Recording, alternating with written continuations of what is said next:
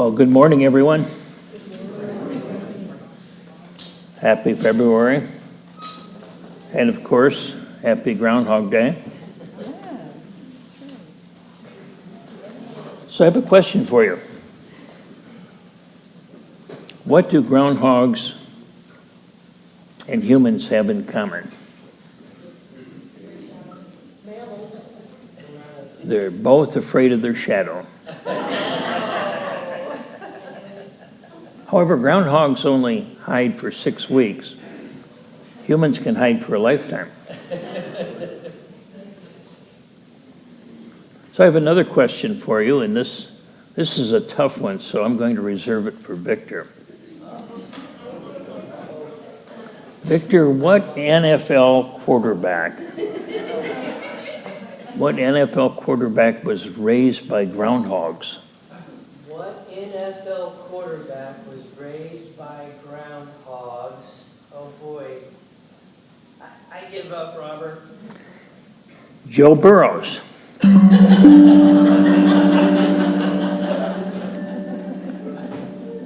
Thank you. That's just a rumor. We haven't validated that yet. Now, what I've said about groundhogs is not totally true. They are not necessarily afraid of their shadow. And they don't go back into the hole for 6 weeks. We don't know why they go back in. We don't know why they come out. Because they feel like it, I guess. The humans want to put all sorts of meaning to it. The groundhogs are just living their life being groundhogs. Maybe they laugh at the humans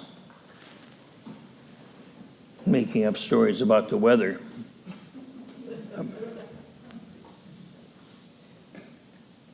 So what I've said about humans and shadows, however, is true. I want to talk today about the shadow, the human shadow, psychological shadow.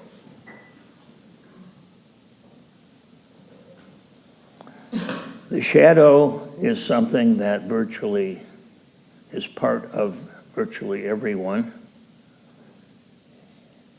It is a term that originally was developed by Carl Jung many years ago. The shadow is an archetype that exists in relationship to the persona.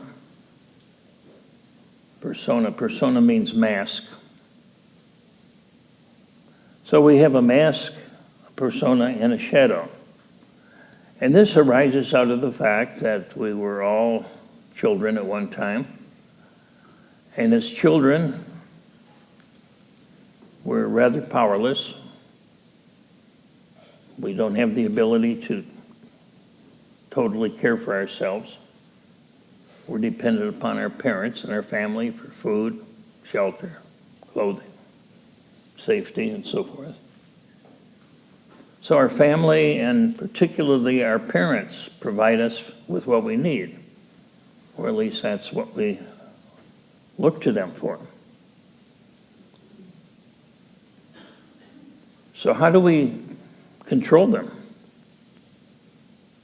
How can we make sure that we get what we need? We're powerless. We can't call upon anybody else to help us. So we do it through our behavior. We keep them happy. We please them. We become the kind of little boy or little girl they want us to be. And when we are good, lots of quotes around that, but when we're good, what's called good, Mom and Dad are happy, and we're happy, and we get what we need. The attention, the love, the ego strokes. Bobby's such a good boy. He never gets into any trouble. Never gets caught getting into any trouble.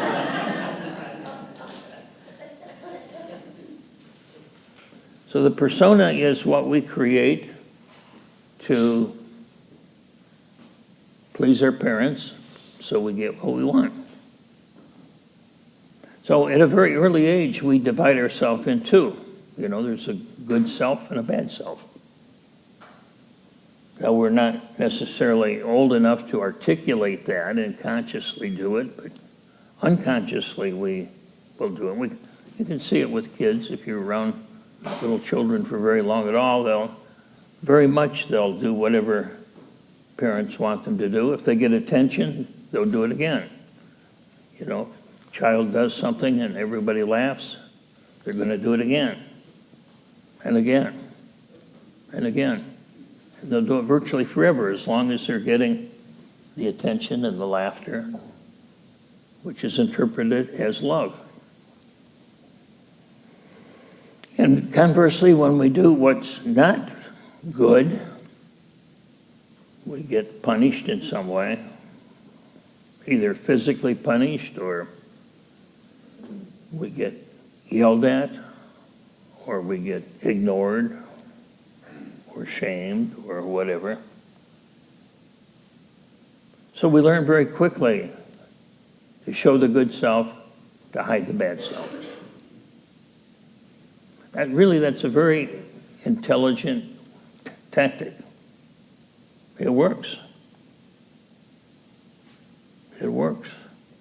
At least when we're a child, it works. The problem is that after a period of time, we think that the persona is all of us. Therein lies the problem. We identify totally with the mask, the persona, and we totally disidentify, we disavow the shadow. We think it's not there. We bury it to get it out of sight.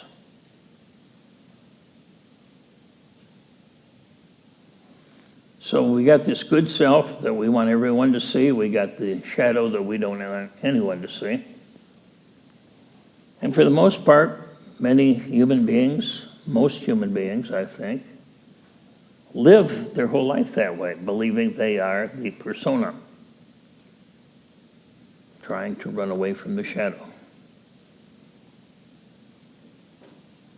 If you want to know what your shadow is, it's relatively easy to find out. Take a piece of paper, draw a line down the middle, and on this side of the paper, write down all the things that you want, all the ways you want to be seen by people. How do you want to appear in public? How do you want to be known? What do you want on your eulogy? What do you put on your resume? That's a persona. We don't put the shadow on the resume. When we do a eulogy for somebody, we don't talk about the shadow. That's not very polite. We talk about the persona. So, writing down all of these things, intelligent, charming, attractive, energetic, what else? Thrifty, brave, kind, loyal, whatever you say. What was that? Oh. Now, on the other side of the paper, on each line, write down just the opposite.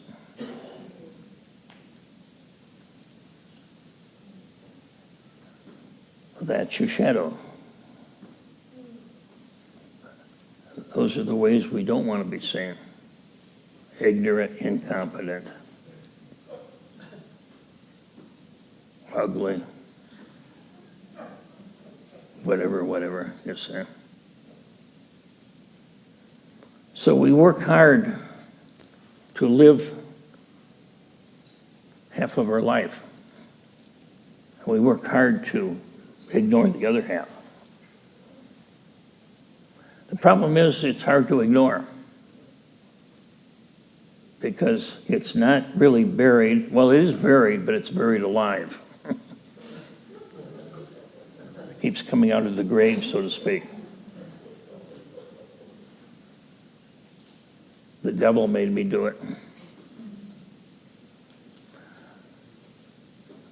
The shadow will often show up as projections. In fact, it typically does. It's a huge problem because what happens is that what we refuse to see inside of ourselves, we unconsciously project outside. So if there's something we're afraid of, and we're not aware of that, we haven't owned that, we're going to see that as a danger outside of ourselves. If there's something within us that makes us feel ashamed of ourselves, when we see that outside of ourselves, we're going to shame others. They're bad. They're ugly. They're stupid.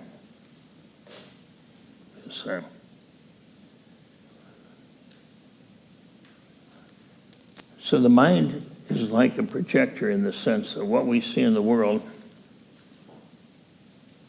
sometimes says more about us than it does about the world. What we see and hate may be a reflection of what we see and hate, don't see and hate within ourselves.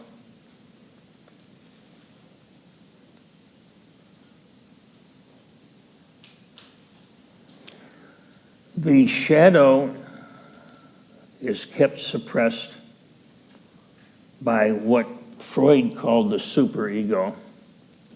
You can call it the superconscience, the conditioned conscience, the critical parent, it's sometimes called. But it's that part of ourself that makes sure that we show only the persona. You know, if you do something that reminds yourself of the shadow, you show some anger, sexual desire, you feel like kicking somebody, and you know you can't, or it's not polite. Maybe it's your boss. So you stuff that very quickly. So the superego, or the conscience, is like the police force that keeps that shadow in effect.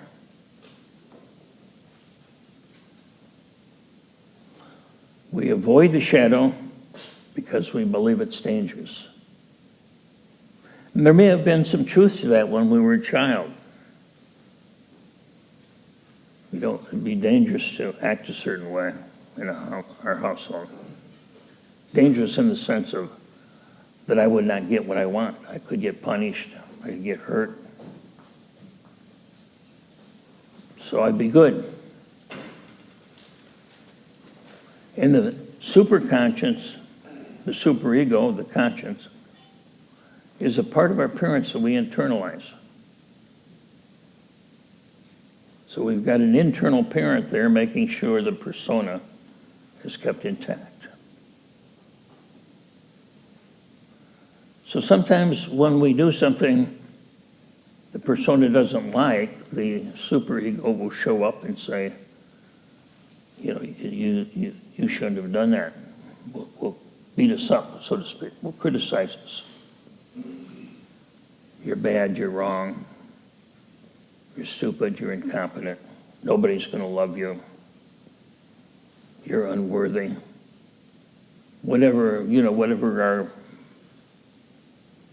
formula is for persona in the shadow, if we break the rules that the superconscious creates, the shadow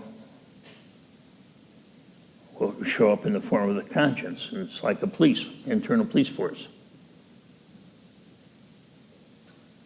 So one of the things that we need to do when we work with the shadow is to be willing to confront the superego.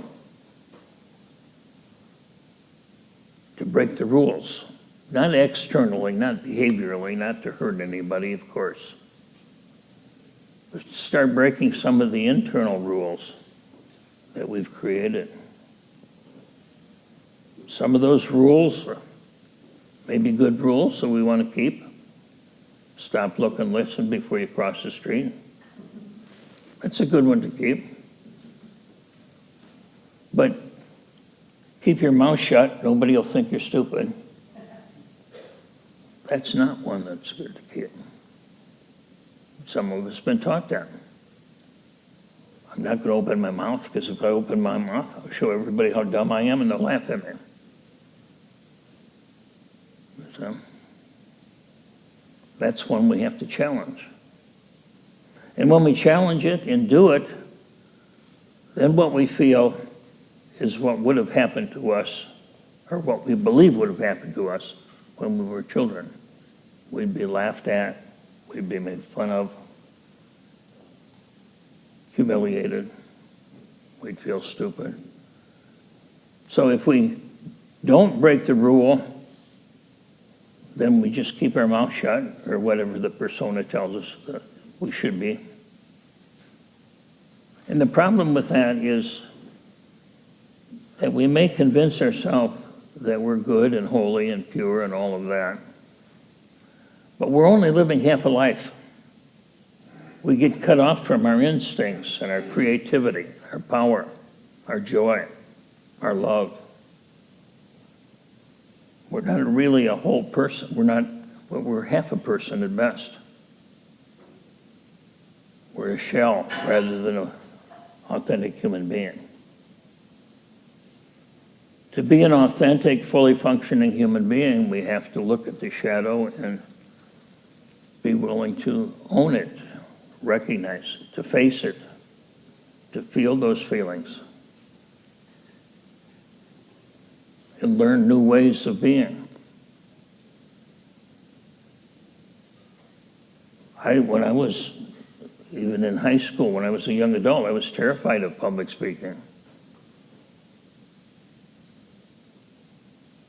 When I had to give a speech, I remember in high school one time I had to give a 5-minute speech just before my classmates. And I mean, I was physically ill. I was so frightened. Because in my family, if I said something that wasn't right, either I'd be psychologically ostracized, not spoken to for a month or a week or whatever, or I'd be humiliated. A wisecrack would be made. So the safe thing to do was to shut down. However, it didn't work very well because I needed to live in the world and I wanted to express myself. As I expressed myself, I found that it was challenging. So I had to face those fears over and over and over again. And that's, join Toastmasters. And Toastmasters tells you to just keep doing it. Face those fears and do it anyway. So healing is very, very important. We could say a whole lot more about that. But the main thing is to be willing to be totally honest with ourselves and to face feelings that are difficult. I also want to mention that in the collective, that is in society, there is a persona and a shadow as well. So this whole dynamic of what I've just talked about within oneself applies to our country, to our culture, to our subculture, and so forth. What is the persona and what is the shadow? It's relatively easy to see. If you take any society, any nation, group of people, and if you look at what ethnic groups, what racial groups, what demographic groups make up the majority of college students. Then if you look at what racial group, what ethnic group, what demographic make up the majority of people in prison or jail, that's one good indication right there. If you look at the economic resources, who has the money, if you look at the homes, the neighborhoods that are expensive and high rent and so forth, who lives in those, what demographic, what ethnic, racial group. And of course, there's always fuzzy edges. It's not all, quote, black and white, so to speak. Yet we see very quickly in any culture, not just the U.S., but in any culture, there are those that are privileged. There are those that are part of the cultural persona. And then there's the shadow. So what happens is that politicians, particularly unscrupulous politicians, will play this. So the shadow becomes a scapegoat, and the persona becomes holy and pure. That's what Hitler did in Nazi Germany. The Nazis did that. And of course, we know the consequences of that. So it's a very powerful thing, and I'm on overtime now, so I want to just close by mentioning that Carl Jung, based on his analysis of his German patients, foresaw the rise of Nazism some full decade ahead of that. Because he could see what was going on internally within the psyche of the German patients would soon be projected out externally and show up as an individual. So the tyrant is an effect, not a cause. The tyrant is the result of each of us unwilling to do our own inner work. So we'll stop at that, and I just want to encourage you to look at your shadow, and if it scares you, it's okay, but it won't bite you, it won't hurt you. Happy Groundhog Day.